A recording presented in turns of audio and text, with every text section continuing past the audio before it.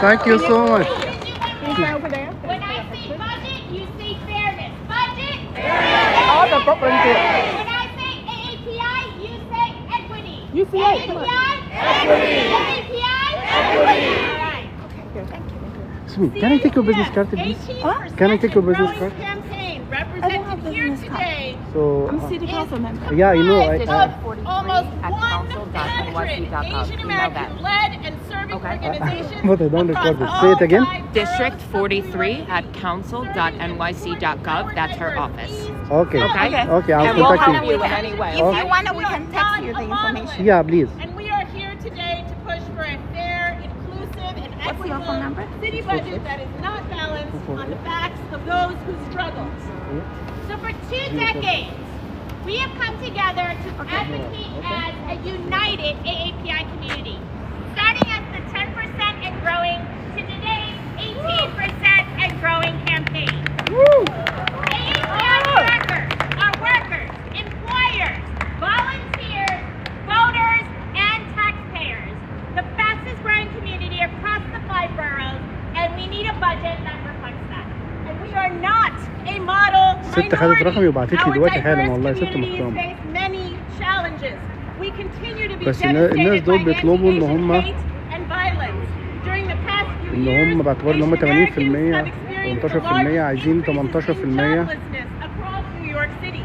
We continue to face the highest rates of poverty and limited English proficiency across the city, along with high rates of overcrowded housing and multiple barriers to accessing critical health and mental health supports.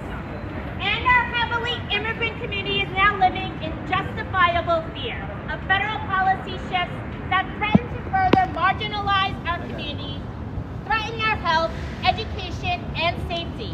We want to thank our champions in the City Council who are fighting to protect and grow much-needed resources for our AAPI community.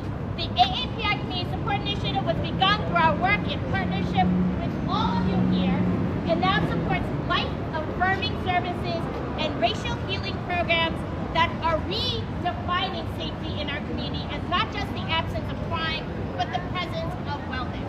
And we ask all of our City Council champions كبسوا كبسوا يا جماعة. حراك المهاجرين حول العالم بيتجمع عشان هدف ترامب.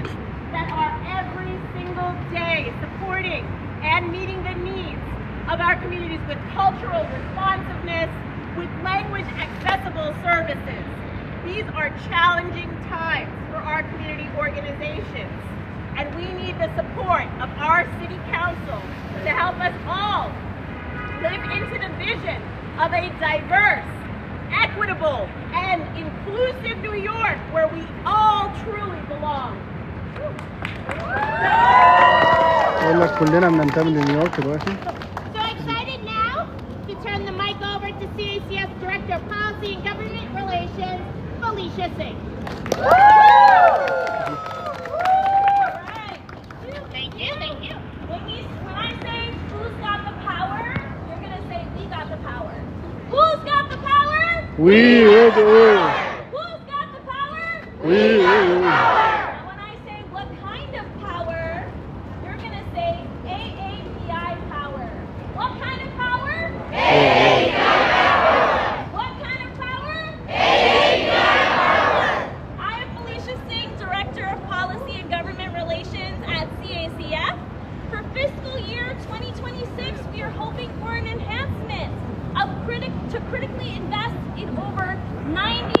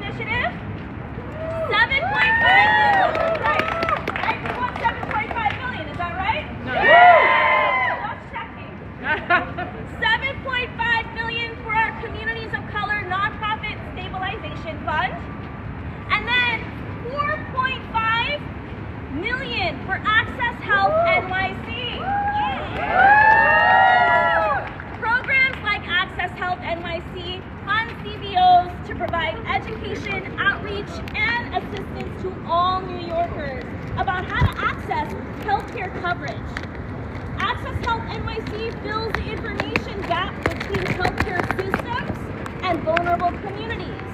This is a vital service to communities, especially right now in this political climate. So all of the amazing organizations here will share why our initiative is so important. We're going to get started with that first speaker. Alrighty. Our first speaker today is Amy from Garden of Hope. Go, Amy!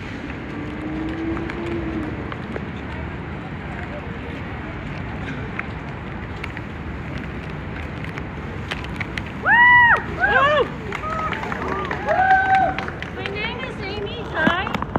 I'm on behalf of Garden of Hope. We support Chinese-speaking survivors of domestic violence, human trafficking, sexual assaults, and other crimes, and we also promote family well-being.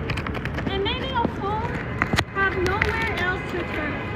We provide counseling, legal assistance, shelter referrals, and crisis intervention, services that save lives.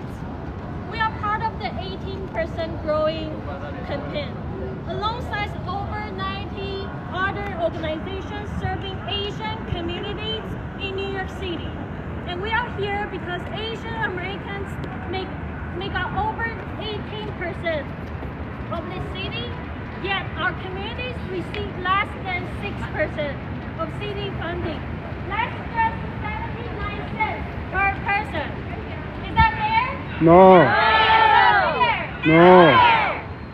So at Garden Hope, we see families in crisis every day, and we help survivors escape violence, children find stability, and immigrant families get the support they need. By doing this work without proper funds, means we are forced to stretch every dollar while the needs only grows. So I just want to say that we are calling on the City Council to make real investments.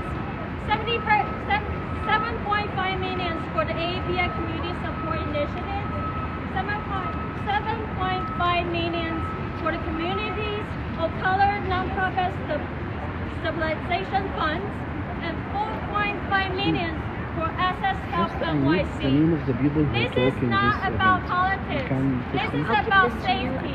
This is about basic services. you can And it's email about me. making sure Yeah, take that people who live here, who work here, raise families here, You can raise are not 6 ignored and 646. overlooked.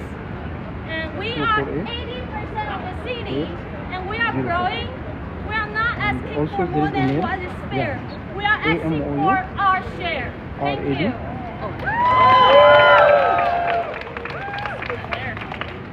Alrighty. وهي كانت بتتكلم معايا سوت شرطة على الأرض. So I'm gonna say you're 18%. You're gonna repeat. We are. وين جاي؟ We are. 80%. 80%. Awesome. Thank you. Our next speaker is Cameron from Mekong NYC.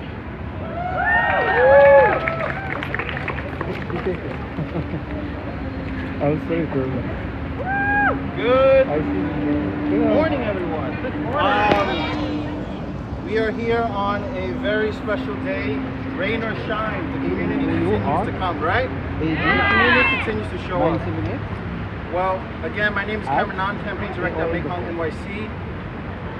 This year marks the 50th anniversary of the U.S. wars in Southeast Asia.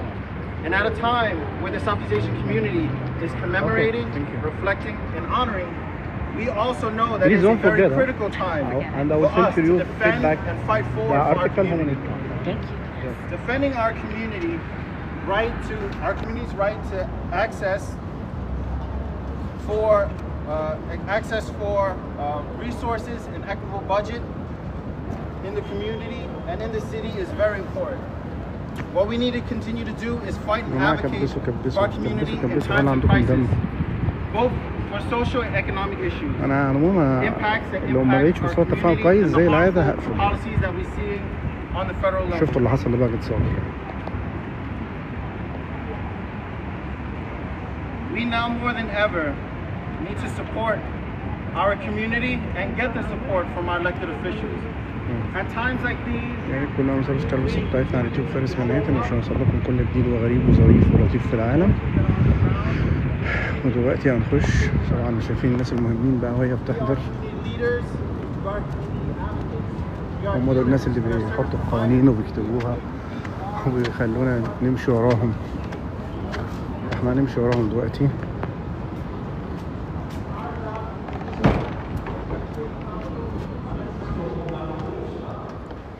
ده السيتي هول من جوه.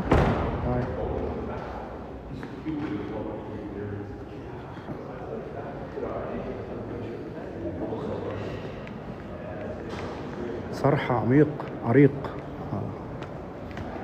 صرح يعني. هاي زون. هاي how are you? Excuse me. You are writing which newspaper? I work for Huh? TV for Cops. Ah, so you will make a report today? Not me. I'm not on air. Okay, thank you. بشتغل في فوكس نيوز ها؟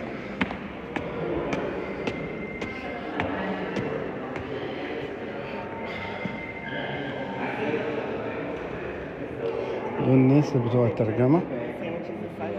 Excuse me. Sorry.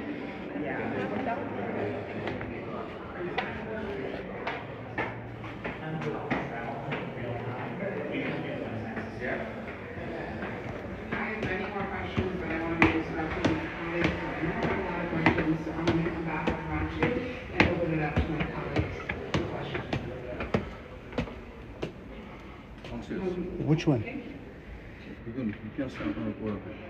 Sorry? stand and record. Okay. Downstairs? Yeah, downstairs. I just have Yeah. a question. I'm unheard, so they want Once these bills are 802, what is going to be the training specifically?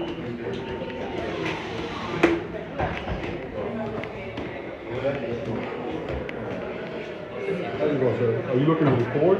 Yeah.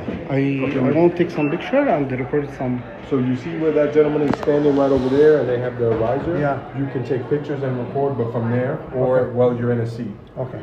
Thank you.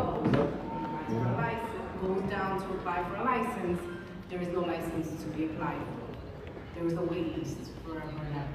And so it's kind of like a false hope that is being created, but also a false standard where they're not able at this moment to regulate their status as vendors. And so once these laws that my council colleagues are hoping to get done, we're all hoping to get done, what is going to be the process across the agencies for training and ensuring that the information filters down to the vendors on the street? دي جلسة استماع لبياعين الشوارع. Let me start by saying, Councilmember, that as I mentioned in my testimony, about a quarter of summonses issued by ESY for street vending violations are for unlicensed vending. The number of interactions with unlicensed vendors is likely higher than a quarter because one of the first things that an unlicensed vendor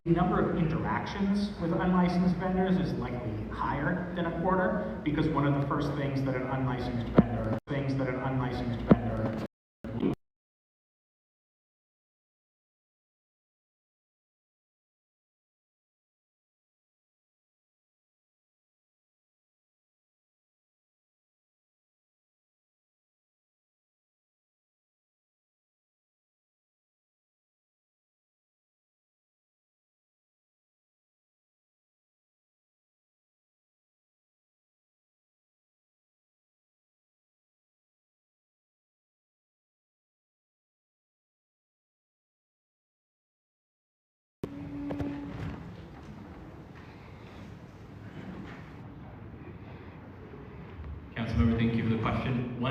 If there is a decision to lift the cap by the council, and if that is the policy decision that takes place, and when we are in the development of implementation across the agencies that would be involved, SPS would certainly play a role in coordinating with those sister agencies and making sure our material, our resources, and our team that provides compliance and regulatory assistance is trained in the new pathways available to street vendors as they take advantage of those opportunities. And that has happened consistently whenever opportunities that arise in the regulatory scheme. One example could be the cannabis entrepreneurs that we've helped at the agency as the state rolled out license opportunities for those particular businesses. Thank you. Thank you very much. Councilmember Nurse. Thank you. I had a question about the protocol for sanitation, because sometimes I'm confused about who's doing enforcement.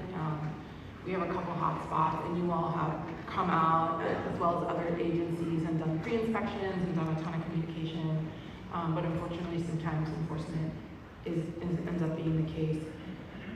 Oftentimes, we'll get photos or videos of police officers there, and you all are not there. And when we call down sanitation, they say, well, we didn't ask them to be there.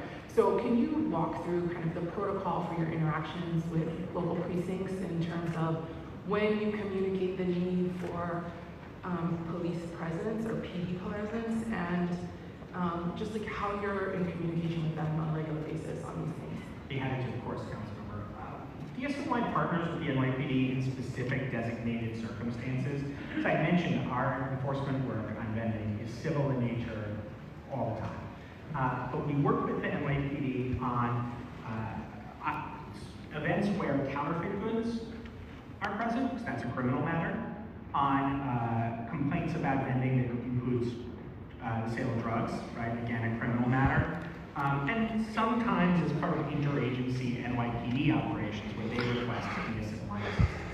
So we do work closely with the NYPD, coordinating particularly around some of the sort of persistent areas of concern in the city, but generally the partnership is where DSMY is providing the civil enforcement and NYPD is present because a criminal matter is believed to be taking place. So are you all being called down from PD doing enforcement in areas? PD does often request DSM for street vendor enforcement? Yes. When they're down there doing street vendor enforcement, they're calling you all down? I couldn't speak to every situation, but there are situations like the one you described, yes. But is that not what the current protocol is? I mean, isn't it that you all have the enforcement portfolio for street vending? DSMY is the lead agency in coordinating street vending operations, but there may be situations where NYPD is engaged in a different quality of life operations. As, part of this is street vending. We should get the sanitation police here to assist with the street vending concerns. So when it comes to street vending and both are on the scene, who's the lead? DSMY is the lead agency on street vending operations citywide. Okay. And have you asked PD in situations to stand down? Not to my knowledge. We work closely with the NYPD. Okay, thank you. Majority Leader Farias. Thank you. I just wanted to go back, if possible, to the supervisory license applications. I see in the testimony you are open to introduction 1251. You didn't see any initial problems or concerns around it. Do you think it would help address the gap between the license applications released and the license issued every year? I don't know, because we are أنا مش عارفة. already, we have the same idea that you did, so we are already really doing that. We will issue the license application. If it's not submitted for a license, supervisory license, then we will reissue it just to the next person on the waiting list. So we're already creating those opportunities. So I don't know whether it would result Except more not at a necessary accelerated rate, right? Or at the very least, maybe putting in some sort of timelines other than the 90 days for reissue to communicate with the folks that have maybe are only the holders and not moving towards getting the license. So I think the bills complement each other, and 431 would have us, in the first instance, issue more supervisory license applications. So if we put them together, more supervisory license applications would be issued. يا جماعة كبسوا الناس اللي بتشتغل بيها في الشارع. الناس دي الحلقة الجلسة دي مهمة جدا عشان دي اللي هتخلي الناس تاخد لايسنس. Then just I have a couple questions, one for DCWP So in New York City, we have rules that you spoke in your testimony about the competition, the business competition, I believe. One of the agencies mentioned competition on the corridor. Regardless, do we have any rules regulating competition for DCWP or for any of the agencies testifying in terms of like, we have X amount of businesses on this corridor selling produce or selling a burger, so someone else is not allowed to open up or to sell closest to that store that sells the same product? I don't believe I mentioned it in my testimony. I'm not aware myself of any rules as such. الناس بتقول مش عارفين ايه. I would refer to the law department and any guidance. There is, sorry, if you don't mind, I'll just jump in. There is a restriction on street vending within 5 feet of the entrance of a storefront. It's not restricted based on like, it's a cell phone store, so you can't sell cell phones. It's not like that. It just, you can't be within 5 feet of a storefront entrance. Yeah, that we know. Thank you for that.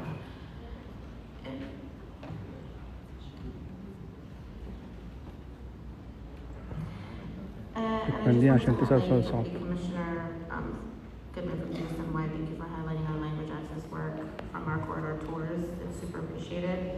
And then I wanted to ask some questions surrounding the enforcement piece. I know you folks are the lead agency on enforcement. And I guess for me, my question is around the piece on outreach and education, right? As you folks are the people that are supposed to be going out, enforcing what type of vending is happening and if rules and restrictions are being followed. Why do you think the agency hasn't quite incorporated much of the education or outreach components? I would frame it slightly differently, and I think that our discussion about language access is a good example of how we do a tremendous amount of outreach and education. It's just that outreach and education has to take place in a wide variety of venues, right? You brought up these issues about a few languages that you believed were underserved among our team, and you were totally right. And we were so happy to be able to take that feedback and make the change based on that. And so there are low triple digits of sanitation police overall, but 35 of them are focused on street vending, right? And that's by design, having a specific team that knows the issues of these laws, that knows the issues of these communities, and that is working on this every day. So these are people who know what resources are available and can connect vendors to those resources. They're just not the ones actually providing. يعني بجد يعني الناس اللي بتشتغل في الأكل في الشارع والبيع ومش مهتمين بالكلام اللي بيتقال دول ناس أغبياء جدا. It's just that a sanitation police officer in the field is not the appropriate one to be conducting that counseling, although they do make it a point to always connect people to that counseling. Last question, Chair. Can we talk a little bit about, and I want to kind of pull out a little bit of what I think Councilman Brenner was speaking about with the police intervention or when they respond versus when you folks respond. When you're responding to complaints, your enforcement agents are going out and responding to complaints, is that solely coming from a 311 call? And are we seeing that the NYPD response calls are coming from 911 calls? It's an interesting thought that there's, these two separate call centers are what's causing differentiated enforcement. All complaints about street vending would go to 311. If you called 911 and said there's somebody vending outside my store, they would say this is misusing 911 and I'm going to call 311. But it is possible that 911 calls about things that are drug related. بيقول لك لو صاحب محل اتصل ب 911 قال لهم street vendors. 311 calls are one of the largest drivers of our enforcement, but they're not the only one. And another huge piece of it is what we hear from council members directly. Can you please come to this location in my district?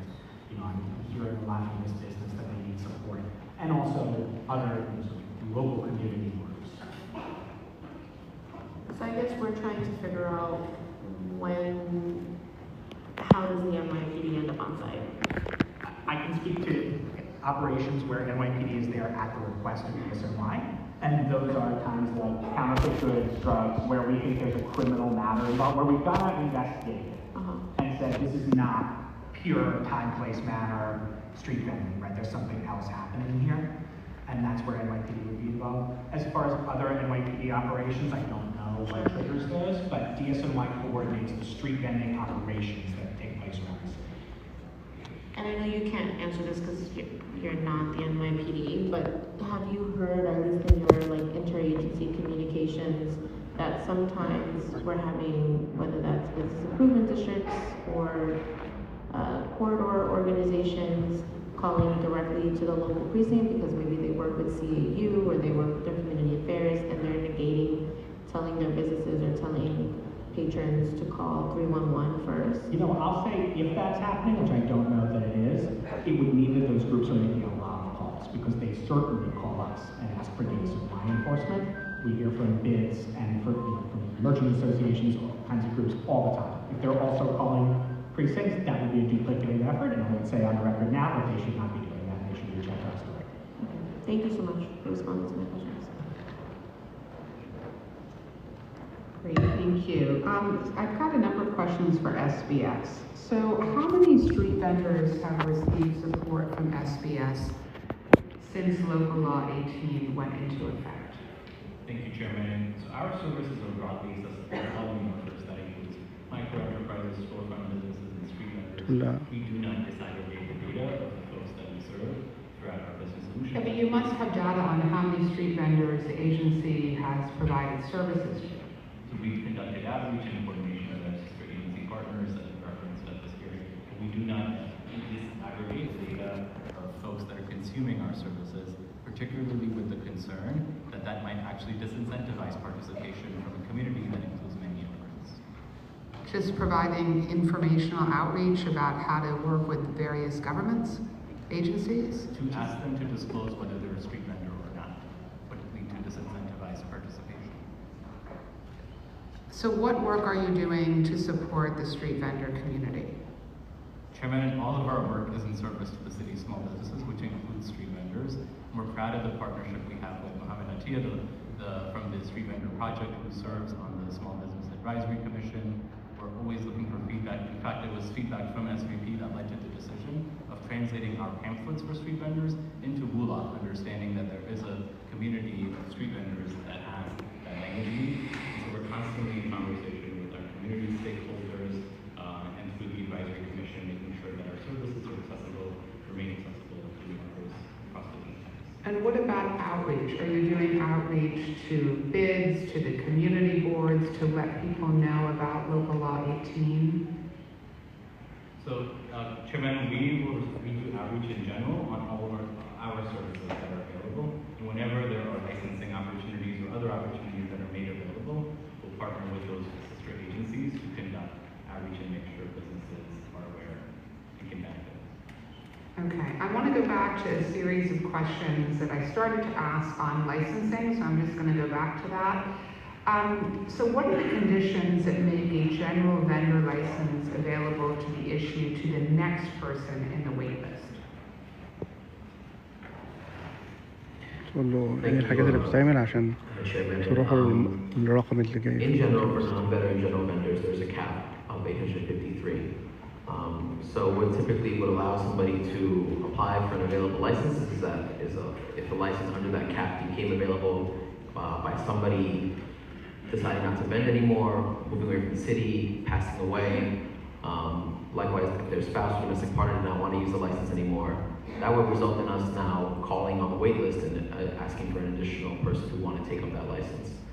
On the veteran side, there is no cap on those folks taking those licenses, so anybody who's a veteran or a spouse or domestic partner of a veteran could come in and apply for a license. They would have to demonstrate a proof of eligibility.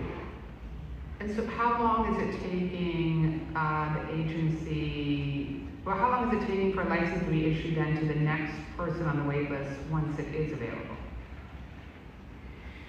المدة اللي بتاخدها اللايسنس عشان تتعمل. I think it's a process that involves I think it's really depends on the next person who's الله يخرب بيوتكم.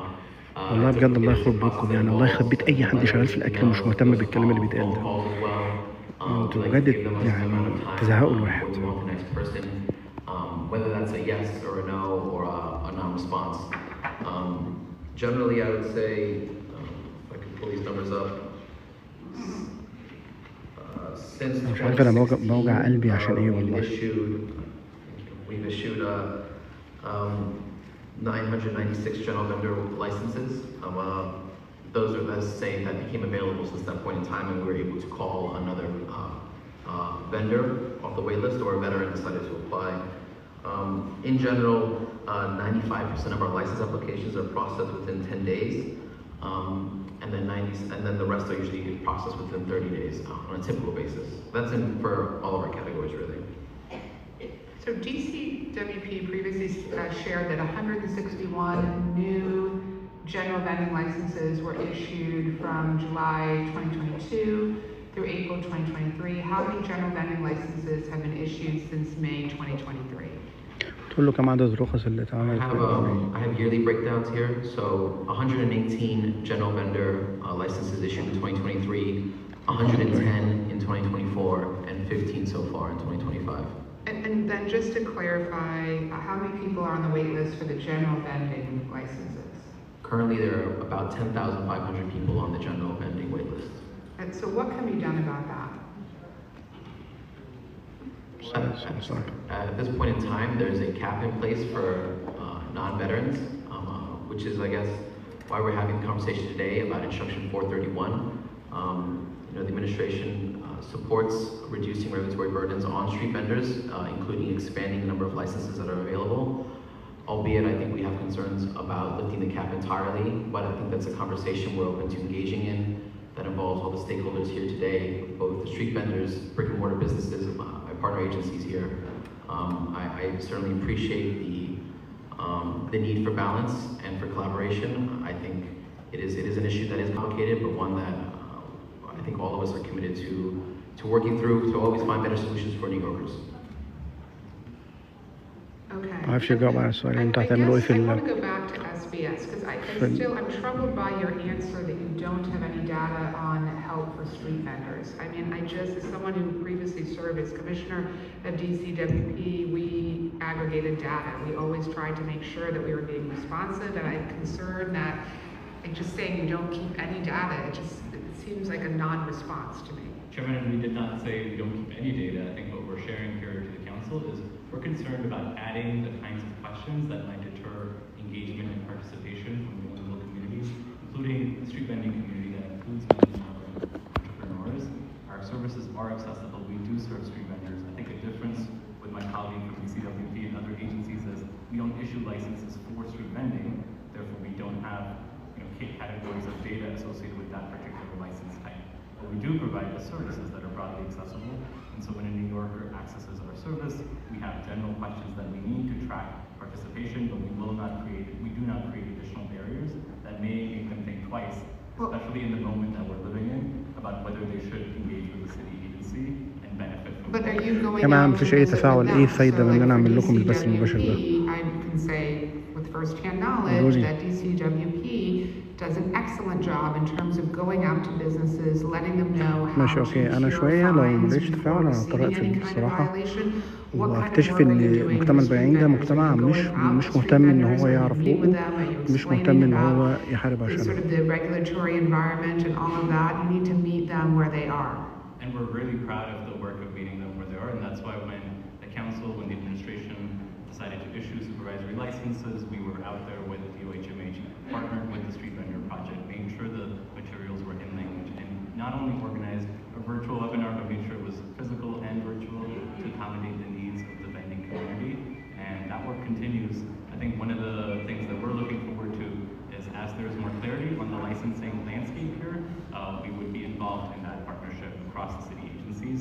If there are licenses that are increased in any category, we will be a partner to those agencies in getting the word out. So can you quantify in the past year how many times has SBS gone out into the field to meet with street vendors? مش عارف انت. I can't off the top of my head share because we don't decide the data of which business we're interacting with. It's a very frustrating non-answer. I mean, again, one of the things that we're trying to do, this is like we have so many complaints on a number of different issues regarding the vending situation. Some in terms of enforcement, but some in terms of outreach and making sure that vendors understand what resources exist at the city level. Also making sure that there are opportunities to cure before going right to a violation. So I'll leave it at that, and I'll turn it over to my colleague, Councilmember Sanchez, for her questioning. Thank you, Chair. And I just want to start by thanking the members of the administration for your coordination to get here today. I know that is a lot of work. There's a lot of different agencies involved here. And I just want to appreciate that it is very heartening to hear this position. The administration supports reducing regulatory barriers on businesses, such as expanding the total number of licenses to bring more street vendors into regulation and compliance. I'm very heartened to hear that and look forward to further dialogue. My first question is for the Department of Health and Mental Hygiene. Based on some conversations that I've had with supermarkets and brick and mortar businesses, just point of clarity, do all current licenses and permits, will they all eventually be replaced into the supervisory system? So the way that local law 18 works is by 2032, July 2032, all full term, so that's year-round, permits other than green cards will become supervisory license permits. Thank you. I hope y'all heard that. Okay. And regarding commissaries, I understood from your testimony a number of concerns around commissary space availability. Can you just share a little bit about what the landscape looks like and the role of commissaries in helping to keep food that is vended on our streets safe? Yes, and thank you for highlighting this point, because it's important as the council considers expansion of food vending to consider the role of commissary. So as I said in my testimony, both state and city law require that a food vendor be associated with a commissary, and that is because it's a very important part of food protection. Our food carts and trucks need to be stored in a commissary. They need to be cleaned in a commissary. There are some FDNY rules about storage at commissary that I will leave the FDNY to address. And many food vendors rely on commissaries for food preparation. There are other places where you can prepare food if it's at a commercial permitted kitchen, but many food vendors do use the permitted commissary kitchen for that food preparation. All of that is very important. Cleaning, we don't want carts left out on the street. That's a pest control risk. There's a food contamination risk. We don't want people hosing down food carts on the street. So the expansion of commissaries is really a key part of considering any expansion of food vending. Thank you. And so I just want to state for the record, Department of Health is not taking a position on the number of licenses that are issued, licenses and permits that are issued, but merely the safety of the food that is being sold on our streets. So as I testified, the administration is opposed to the lifting of the cap. We are looking forward to speaking with you. But from the health department's perspective, the focus that we bring to the conversation is on food safety. Thank you. Turning to Department of Sanitation, so am I understanding correctly, you have 35 agents dedicated to enforcement. You've received 22,000 complaints in the last year and issued 5,000 violations? Yes, that's correct. It's 35 sanitation police officers. In calendar year 2024, it was about 25,000 complaints. If you want to do fiscal year 25 to date, it's 22,000. So that's about how many we're looking at in an average year. And thus far in fiscal 25, issued just shy of 5,000 sizes. Thank you. If every eligible street vendor had access to a license, every vendor that is out in the street today, how would this affect your work as an enforcement agency? So the question is, just to make sure I understand the question, you're talking about no net increase in vendors, just making sure that everyone who's there today is licensed. Exactly. Generally speaking, our interactions with licensed vendors are far more productive than our interactions with unlicensed vendors. We're able to work with them on corrective action. Hey, you know, you can't leave this here, this is a little too big. You know, you're allowed to vend on that side of the street, but not this side, can you head back over? We're able to connect them to resources like from the health department to make sure that all food safety regulations are followed. Whereas with an unlicensed vendor, the conversations are often extremely limited. The only thing I'll just flag is that we don't know whether any change to the cap does lead to a change in the number of vendors on the street. Thank you. May I, Chair, ask just one more follow-up of sanitation? Ask as many as you want, that's fine, not a problem. Thank you so much, Chair. And I appreciate that response. So if we were to increase the number of licenses available over time, would it be important from your perspective to have a proportional increase in the number of sanitation enforcement personnel? And if so, how would you go about thinking about that calculation? How many more personnel would you need to be fully staffed today and in the future from an enforcement perspective? So much of it is dependent on specific numbers, but I can certainly say that the 35 sanitation police officers are at their capacity for enforcement today.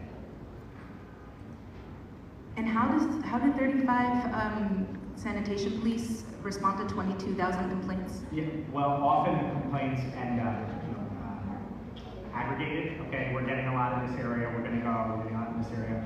Work very hard to provide equitable levels of service, but there is certainly no capacity to do more enforcement with our current staff. Thank you.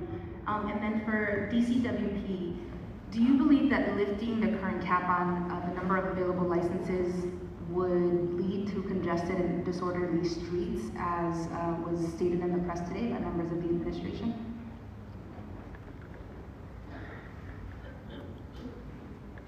I'm not, to be honest, I'm not necessarily certain if it would lead to more congestion or less congestion. I think that's something that, as my colleagues mentioned, remains to be seen if there would be a net increase in vendors.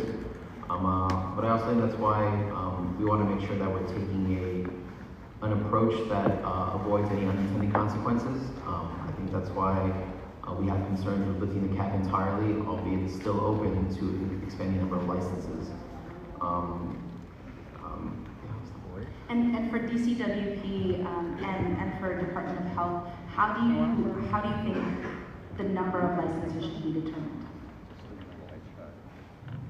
Or will you leave that to us? I think for me, it's important to consider this hearing as being kind of one of the first steps in the legislative process, and really hearing from stakeholders, street vendors themselves, also brick and mortar establishment representatives. I think they also have concerns. I think there are two sides to that issue that would need to be married. Certainly, taking as perhaps a metric the wait list of general vendors of 10,500. That is a number that would certainly require us over a period of time to need new resources to develop that. I know we submitted an FIS to the council for 23 lines.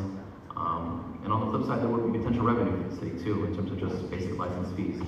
But again, to answer your original question, I think it's really, we're in this process now of determining what the right number is for the city. Can you help us understand, both from each agency's perspective, how your staffing needs would need to change, how the staffing needs would change if we were to raise the cap on the number of licenses available? What costs would be associated? What revenue would the agency see? And specifically, if you could talk about the different roles, the professionals within your agencies that are involved in the enforcement system. I can start with the health department perspective. As my colleagues have testified, I think we don't know what the additional numbers of license, really for the health department for permanent vending units. There is, as you know, there's no cap on licenses. A person is licensed, they are able to vend, and we have no cap on those. And there would be, as I testified, there would be additional costs for us to manage food safety among the additional permitted units. We have شكلهم مش هيوافقوا كل الناس دي معارضة. do بيقول لك إن هم عايزين موظفين زيادة وعايزين إمكانيات زيادة. Health inspectors who conduct inspections both to check that the vending unit meets food safety requirements and then conducts inspections out on the streets and sidewalks to make sure that those are operating in a way that meets food safety standards. We have training staff at our health academy who provide food safety training, which is required for anyone with a food vending license. So there would certainly be a proportional need to increase our staff proportionate to the number of increased vending units. I think likewise, on the general vendor side of things, we're certainly talking about moving from a cap of 853 that was established many decades ago. Whatever number we're able to land on based on conversations today and throughout the legislative process, there would be new resources, particularly on license intake, attorneys as well. I think that would be for DCWP. For Department of Small Business, this would the change in the cap could impact our outreach staff and our regulatory assistance staff. That team currently supports all of these sister agencies and other agencies, informing them about the regulations that currently exist.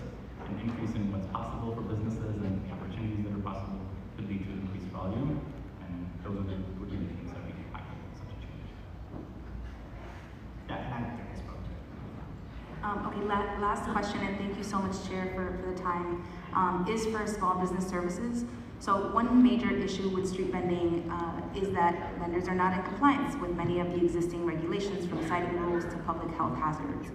And we know that that is one piece and not the only piece of the puzzle. One piece and not the only piece of the puzzle is robust education and outreach, so vendors who, especially those who do not speak English, are aware of the rules. Are there existing SBS programs that are particularly good at doing education and outreach, and how might those programs be adapted to serve more directly to the Chair's line of questions, our smallest business owners who are the street vendors? Thank you, Councilmember, for this important question. There's several business industries, there's several licensing types where there are opportunities for entrepreneurs in New York City to take advantage of those resources and join the fabric of our small business community. In those cases, we already enable to serve those businesses. Businesses can reach out to our New York City Business Express Service team. That team, under this administration, was formed and has already saved businesses over $40 million in fines and fees by educating them fines and fees they could avoid as a licensed business operator. As more licensing opportunities open up, we would train that team with the new license opportunities, make sure they're crossing these agencies and are able to meet the needs as they arise throughout the city. Thank you so much, Chair, and to the Department of Sanitation, I just thank you for sharing that reflection that interactions with licensed vendors are so much more productive. That's exactly what we're trying to accomplish with Intro 431. Thank you, Chair, and thank you to the members of the administration. Thank you. Majority Leader Farias.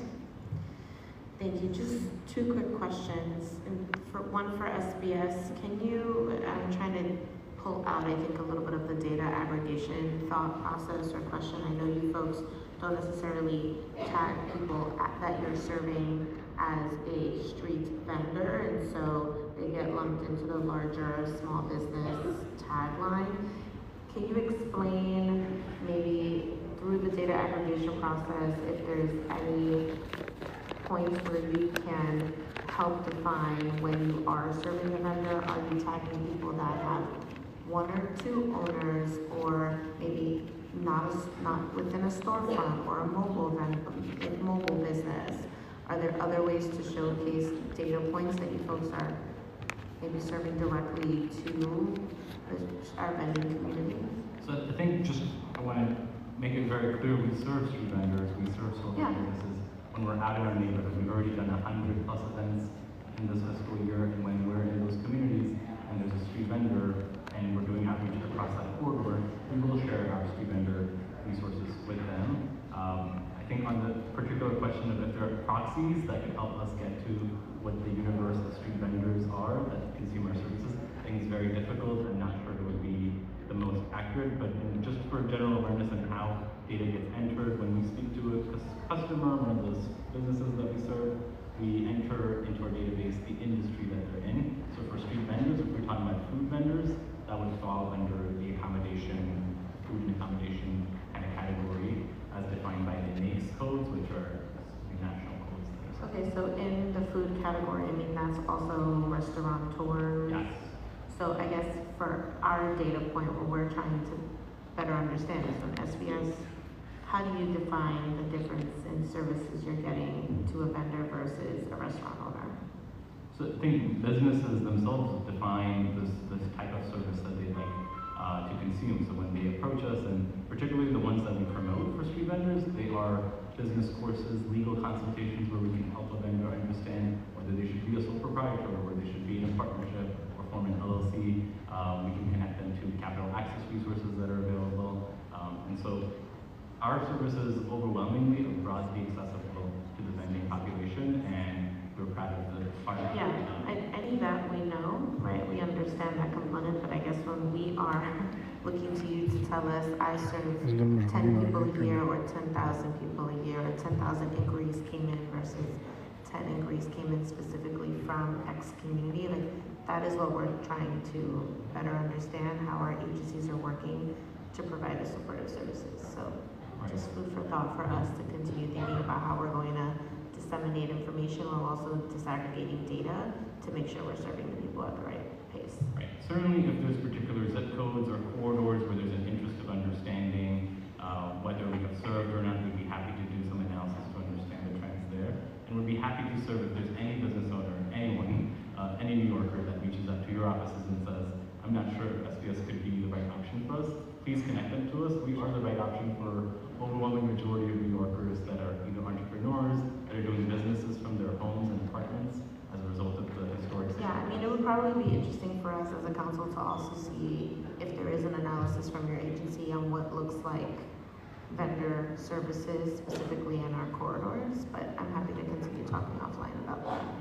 And then just the last question that came to thought, and all or any can answer. Would you all agree that regulating and setting a standard for the unpermitted vending, whether that's on cart setup, food safety, street enforcement, like many of the good actors that are currently vending without a permit are doing now, would help us get all the bad actors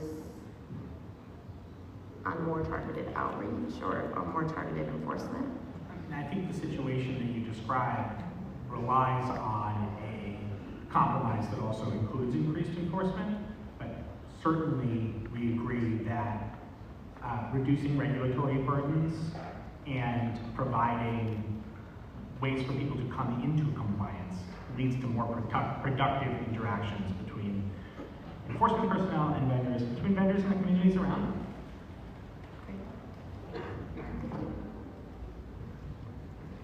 Okay, great. So I just want to switch gears and talk about confiscations because we haven't really spoken that much about that.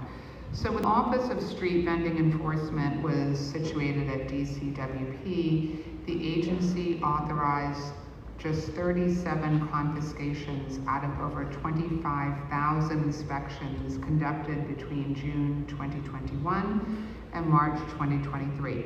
How many inspections has OSVE conducted since moving to the Department of Sanitation in April 2023, and how many confiscations have been authorized? I apologize, Madam Chair. I have very good data on that question for fiscal year 25 to date.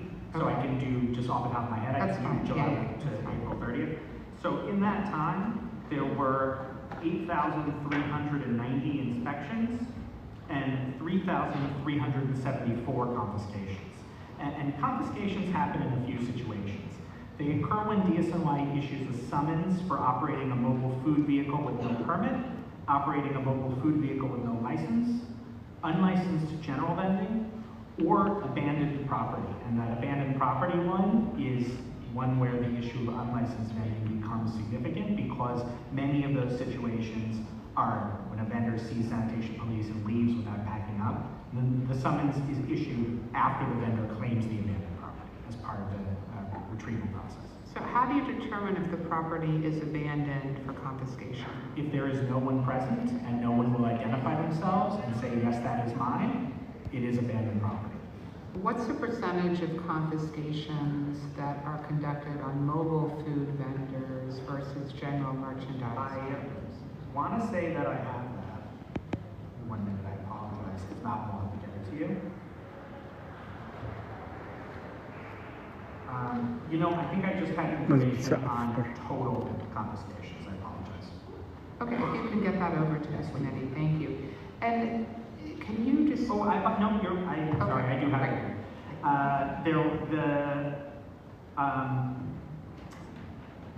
Confiscation, oh no, this is breakdown on how much it is picked up. I'm sorry, which is not your question. Okay, yeah, if you can get that to committee. And can you describe the process for property retrieval?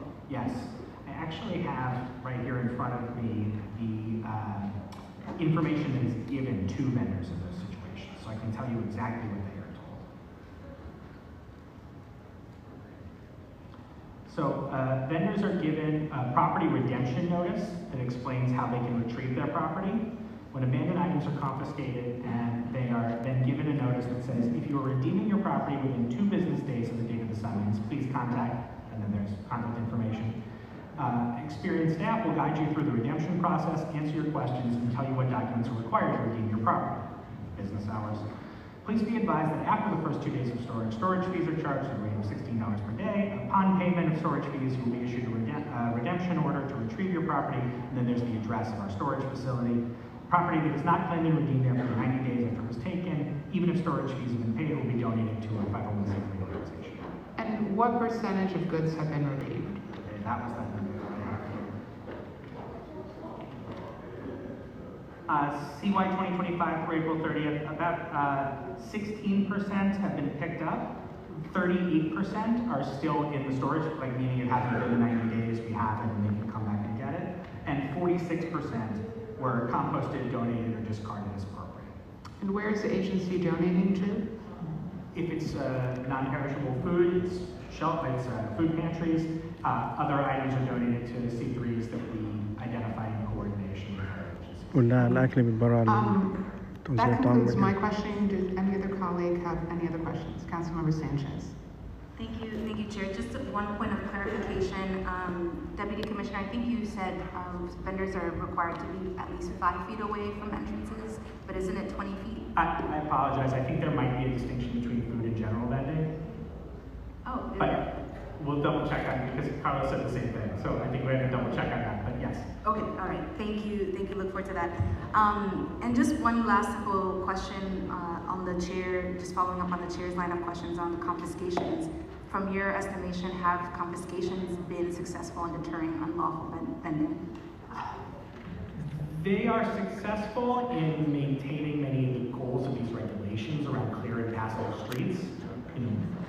Say an abandoned setup is a street obstruction, and that harms quality of life in the community. Whether they deter repeat offenders, I couldn't speak to, other than to say there are certain areas where it happens.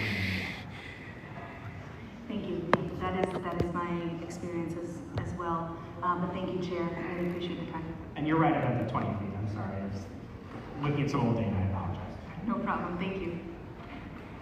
Thank you very much. We appreciate the testimony from the administration. So thank you. That concludes that portion. Before we move to the public comment period, I'm now going to call on the New York City Independent Budget Office, who's going to be testifying, and specifically we'll hear testimony from Eric Mosher and Elena Turnquist. If you could please come up. Thank you. And then after that, we'll move right into the public comment. Monsieur.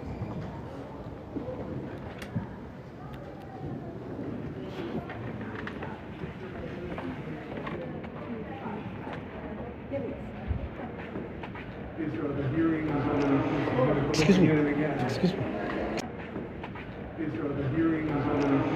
Excuse me. Excuse me. Excuse me, sir. Can I take your business card? Yes. Yes.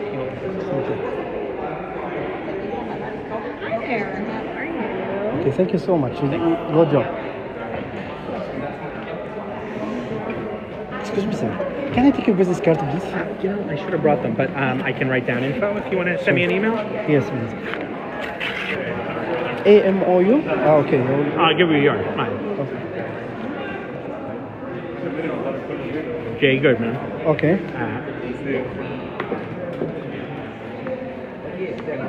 You to go without saying hi? And then you can just send me any questions.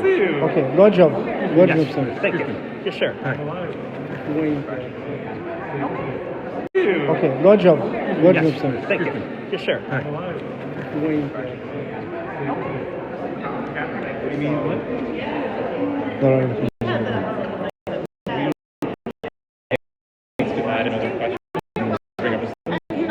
I mean, we feel like if I was on the other side, I'd be worried, especially in this climate, to tell the city government.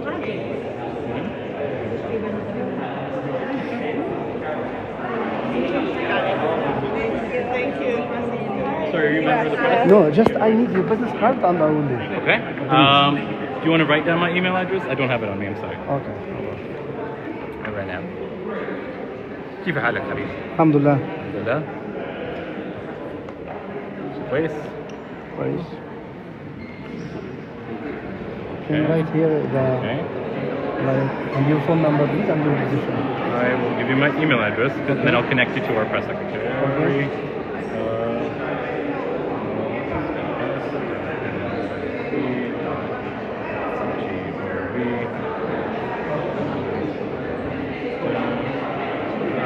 By the way, I'm Arab Astoria newspaper. If you hear about I love it. Arab Astoria. Well, like my father-in-law, he has it on his dining table. Yeah. Chief of staff. So I see you all the way, and then you know Mecca Mart in Staten Island. Yeah. They have copies of your. Oh, really? Yeah. Okay, I'll contact you. Okay.